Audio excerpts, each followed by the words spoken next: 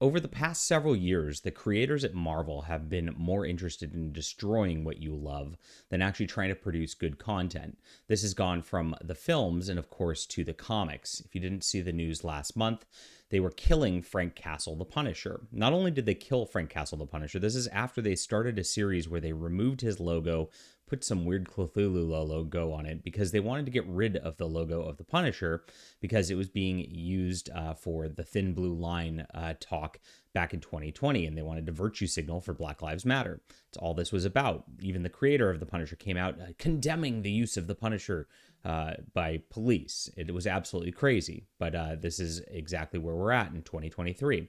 So they've wanted to destroy that character for a long time, and when they did so, they took an extra step to emasculate the character before actually killing him off to get rid of him.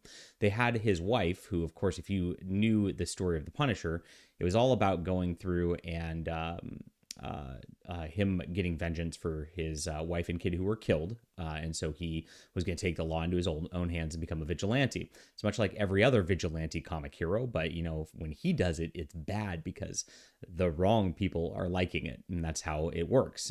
This is all guilt by association with these people. And they don't care about actual content. They don't care about consistency. They don't care about morals. They only care about who likes something or who's involved with something. It's an identity politics game.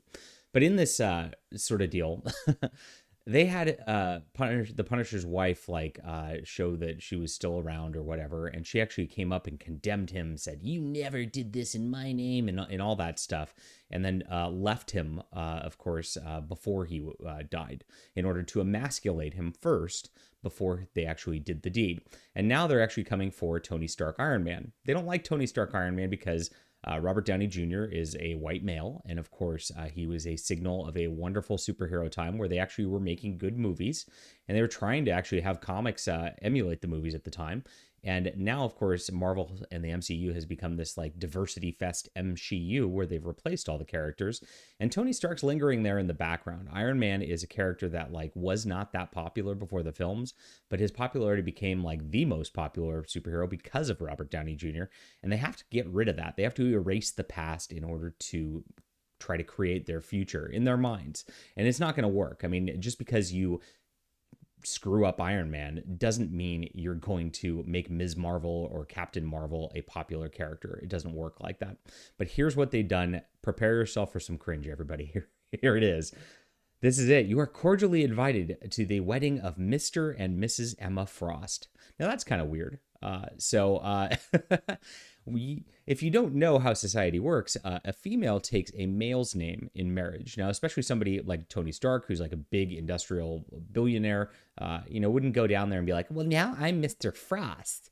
That is just an emasculation attempt. Again, it is an attempt to push the feminist narrative on everybody and of course, subvert expectations and subvert societal norms.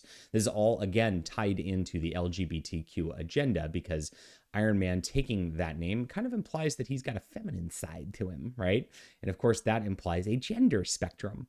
So this is what Marvel's trying to do right now. It's super insulting. I mean, not only is it ridiculous, Emma Frost and all this is not going to last beyond, a year because they're going to, of course, come up with some retcon to get rid of this because nothing sticks in Marvel anymore. All of these little gimmick events never actually pay off. They are just gimmick events for some quick sales to get rid of things later. It's cynical by Marvel, of course. And this is cynical marketing. They're doing this just to rile people up because they know that it emasculates Iron Man. They know that it wrecks the character, just like the drinking problem wrecked the character in the 90s. That's another story for another day. But this is really disgusting. And of course, this is par for the course of Marvel 2023. And they wonder why their books are in the tank. Jeez. Leave a comment down below with what you think about this. Hit that like and subscribe button. We'll be back soon.